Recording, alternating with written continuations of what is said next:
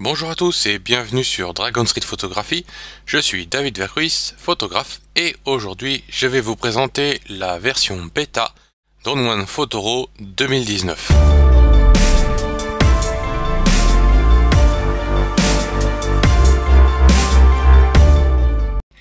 Nous voici donc dans On1 Photoro 2019, comme vous pouvez le voir avec le petit logo ici, et nous allons voir les petites différences dans cette nouveauté 2019 par rapport à la version 2018. Donc pour ceux qui connaissent déjà l'interface d'On1 Photoro 2018, je l'ai ouvert juste à côté, vous pouvez voir qu'il est possible d'installer les deux versions tout à fait côte à côte. La petite astuce est toute simple, c'est quand vous téléchargez et installez On1 Photoro 2019, lors de l'installation, ne cochez pas la case « Supprimer les anciennes versions ». En anglais, c'est « Remove the older version ». Maintenant, la première chose qui nous saute aux yeux, c'est les différences d'interface. Je vais les mettre l'un sur l'autre comme ceci en décalé. Voilà. Donc la version 2018 en haut, la version 2019 en bas. Comme je disais, maintenant nous avons le petit logo ici. Et vous pouvez voir que globalement, l'interface est très ressemblante. Oups, voilà. L'interface est très ressemblante pour tout ce qui est du panneau gauche. Dans le module Browse, nous avons les mêmes icônes et les mêmes onglets, Presets et Browse. Nous avons les dossiers, Catalog Folder, ici en haut, Local Drive, toujours pareil, Cloud Storage, Album, les filtres, le module de capture connectée et le panneau des images récentes développées. Voilà, toujours le chemin de navigation en haut. Et nous avons sur le panneau de droite, c'est là que s'opère le plus grand changement, nous avons toujours le module information. Le module information a été retravaillé comme toute l'interface sous un nouveau design pour être moins gêné avec les différences de contraste lors du développement. Dans cette vidéo, je vais vous présenter surtout les nouveautés et les différences avec la version 2018. Je ne vais pas faire une présentation de On1 Photoro 2019 complètement détaillée. Pour cela, je vous renvoie à la vidéo Introduction et découverte de la version 2018 pour l'interface générale en détail. Donc je reviens sur mon panneau de droite. On voit ici que le module panneau info, le petit bloc information, a changé de présentation. Nous avons toujours le bouton GPS, quand on clique dessus, ça permet d'ouvrir dans Google Maps, dans votre navigateur, la position de votre photo. Nous avons toujours l'onglet des métadonnées, ici. Je ne vais pas revenir sur le détail, on a toujours EXIF, IPTC, Known, etc. Et par contre, dans la version 2019, la grande nouveauté du module Browse, que nous voyons l'icône ici en haut, tout comme la version 2018 était ici en haut, c'est la même icône, nous avons dans la version 2019 la liste des mots-clés avec un champ de recherche. Ici, donc si je recherche David, voilà, on voit les mots-clés David. Et donc il y a toute la liste des mots-clés de toutes les photos qui sont présentes dans le dossier, les dossiers catalogués. Donc ça c'est la grande nouveauté. J'espère qu'ils vont mettre des sous-mots-clés, hiérarchie, je pense que c'est dans les tiroirs des projets, ça sera formidable. Maintenant, toujours dans les nouveautés de notre panneau latéral droit, nous avons un seul autre icône qui est le mode Edit ici, qui va remplacer le module développement Effect que nous avions auparavant. Le module Layer est toujours ici, mais il aura une autre fonction. Je vais vous le présenter juste après. Et nous avons toujours notre icône Resize qui, lui, est passé tout en bas. Donc pour le redimensionnement de la photo.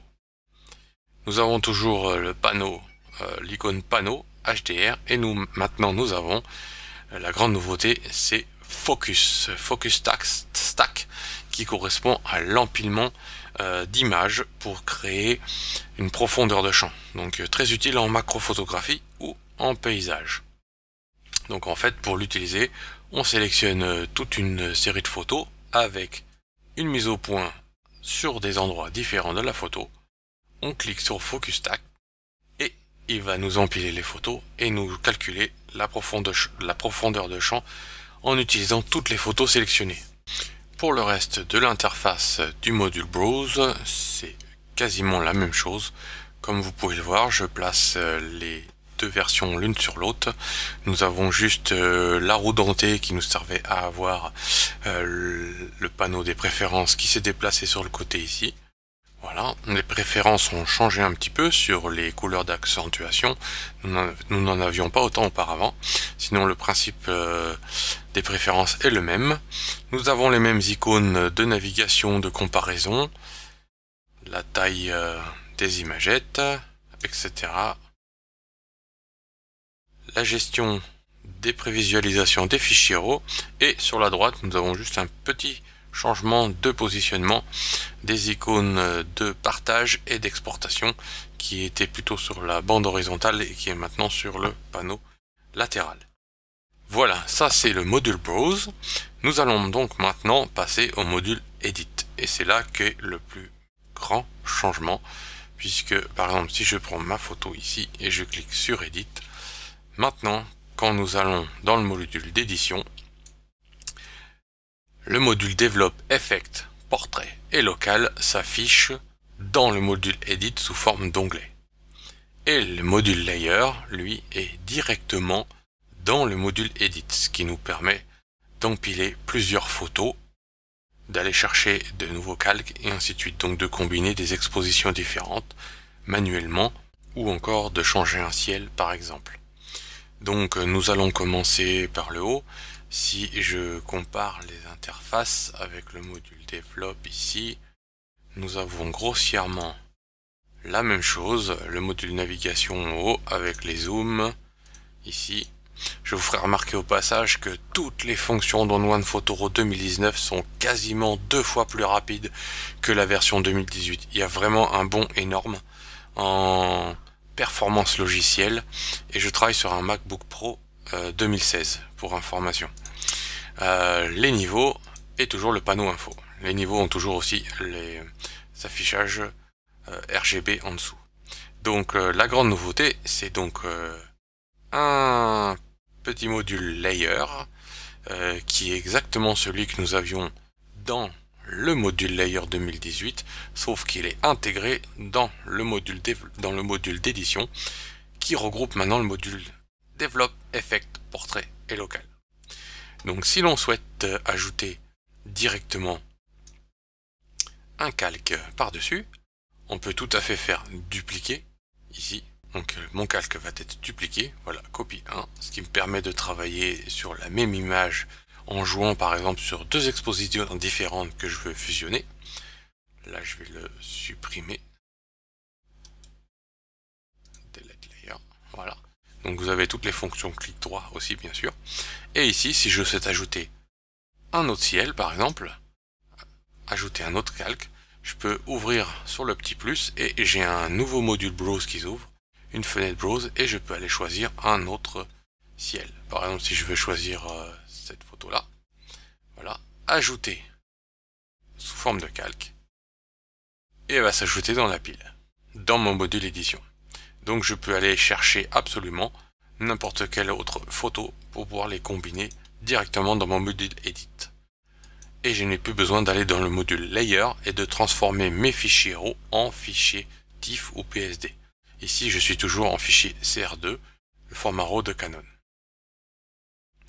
Voilà. En ce qui concerne les filtres, nous n'en avons plus que 4 maintenant sur les 8 que nous avions avant. Ton et couleur, qui est exactement le même filtre que la version 2018, détail, correction d'objectif et le filtre de transformation. Donc ces 4 là sont exactement les mêmes que dans la version 2018. Par contre, les 4 modules qui étaient noir et blanc, courbe, effet glow et vignette, retouche de peau ou encore split toning ont été supprimés de la version Develop, tout simplement parce qu'ils sont existants déjà dans la version dans l'onglet Effect. Voilà, donc maintenant Develop correspond vraiment au développement de base de la photo. Et Skin Retouching est bien sûr dans le module Portrait. Maintenant nous avons un module Portrait dédié entièrement pour la photo de portrait. L'espace des calques ici au-dessus des onglets de développement est commun à tous les onglets. L'onglet Effet, ici j'ai un filtre contraste dynamique qui est appliqué, mais par exemple si je clique sur mon image, mon calque au-dessus, il n'est pas appliqué.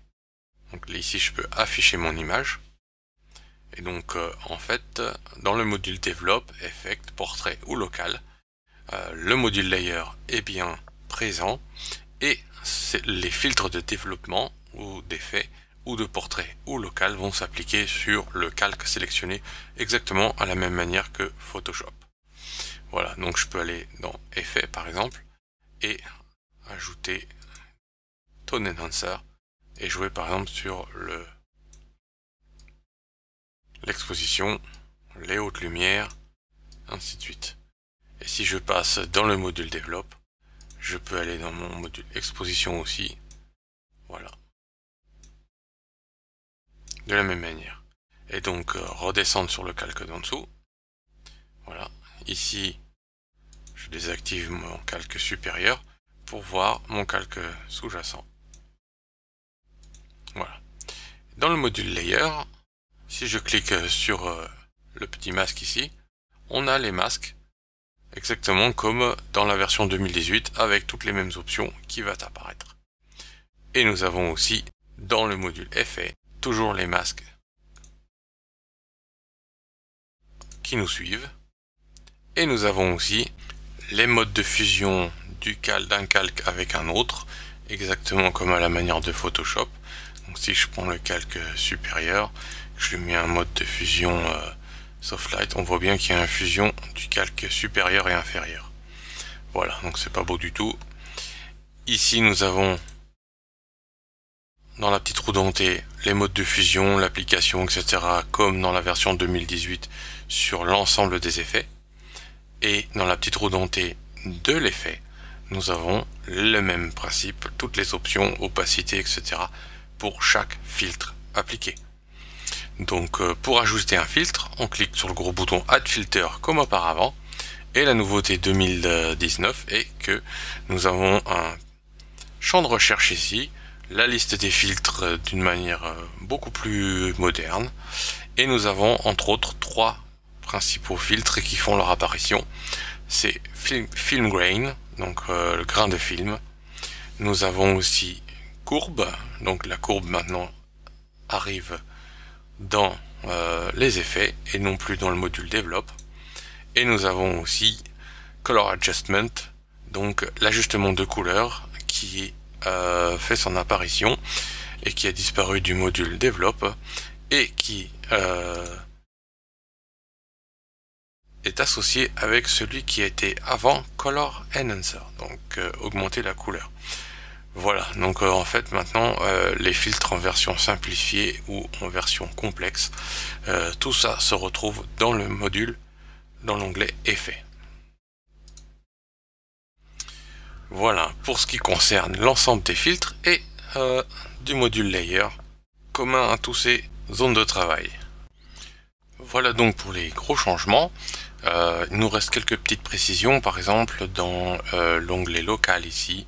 Maintenant, les ajustements locaux sont basés vraiment sur l'ensemble des données du fichier RAW de l'image, bien sûr de l'image du calque sélectionné.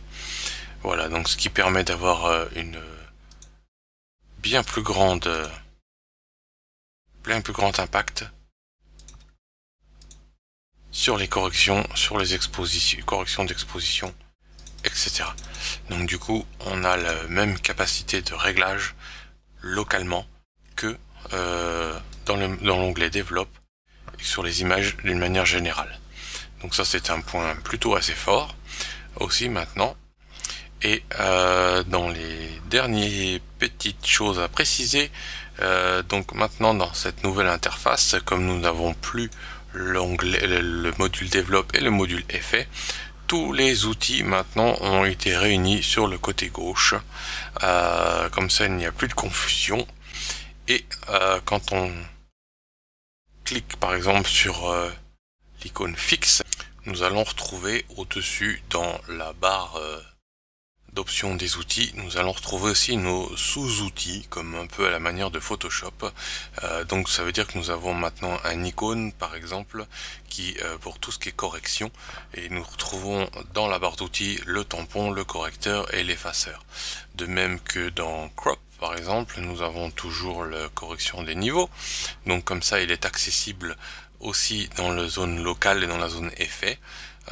Et dans la grande nouveauté des outils, nous avons le module texte qui nous permet directement d'ajouter un petit texte à l'image. Donc là vous ne voyez peut-être pas, mais j'ai texte qui est apparu ici, donc je peux cliquer dessus et dans ma barre d'outils en haut je vais avoir la possibilité de changer la taille, on va mettre 144, la couleur,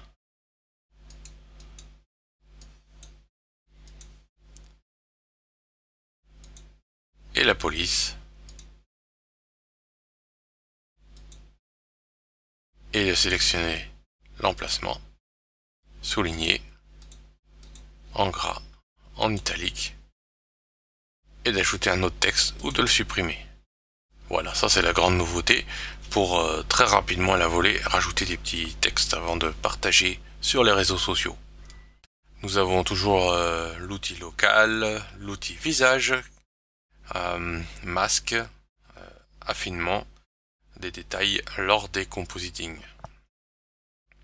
Voilà, nous avons fait le tour donc de cette interface 2019 entièrement nouvelle, et pour l'instant dans la version bêta la migration du catalogue Lightroom n'est pas disponible, mais la migration sera disponible le 15 novembre lors de la sortie officielle de la version 2019 qui va être enrichie de l'intelligence artificielle et qui permettra d'importer le catalogue entier de Lightroom et vos ajustements créés dans Lightroom. Donc ce ne sont pas les ajustements de Lightroom qui seront recréés dans One Photoro, mais l'intelligence artificielle du module de migration va analyser chacune de vos images pour recréer avec les glissières et les outils dans One Photoro l'image identique ou très très proche de celle que vous avez développée dans Lightroom, ce qui est plutôt une excellente chose. Il n'y a plus de frein maintenant à transférer ces images et son catalogue dans One Photoro. Et tous vos fichiers, tout votre catalogue Lightroom arrivera dans le module Browse évidemment et sera mis dans les dossiers catalogués. Donc maintenant, la chose la plus importante aussi, le grand point fort de cette version 2019, c'est la possibilité de travailler avec les calques, de créer des compositions, des fusions et ainsi de suite, toujours au format RAW, plus besoin de transformer vos images en format TIFF ou PSD. Pour finir avec la gestion des calques, quand je suis dans le module Browse, tout à l'heure nous avions vu que vous avez encore un icône layer ici. En fait ça c'est pour vous permettre de charger les fichiers RAW sous forme de piles de calques à la manière de Photoshop. Donc par exemple si je prends ces trois images là, je clique dans layer, je clique OK, il va me charger dans le module édition les trois images empilées sous forme de calque. Voilà, il y a un tout petit temps de réflexion. Voilà. Et donc en fichier RAW, voici les trois calques empilés. Et ce qui permet de travailler sur une multitude de calques empilés, que ce soit pour faire du HDR manuel, que ce soit pour faire le focus stacking, etc. Donc un total nouveau flux de travail en fichier RAW. C'est terminé pour cette petite visite de l'interface One Photoro 2019. Je vous donne rendez-vous pour de futures vidéos sur cette version 2019 dès sa sortie officielle à partir du 15 novembre. Restez connectés sur Dragon Street Photographie, inscrivez-vous sur la newsletter et n'hésitez pas à visiter mon blog sur www.dragonstreetphotographie.eu et à très bientôt.